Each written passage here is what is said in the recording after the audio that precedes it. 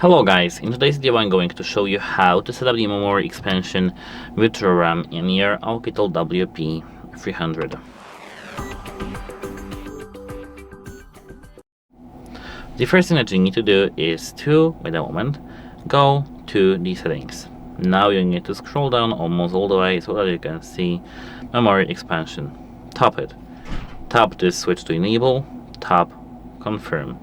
Now you need to wait until your phone restarts. Now as you can see we have our phone turned on and unlocked. Now we need to go to the settings back again, scroll all the way down to the memory expansion back again, and here as I can see we have size.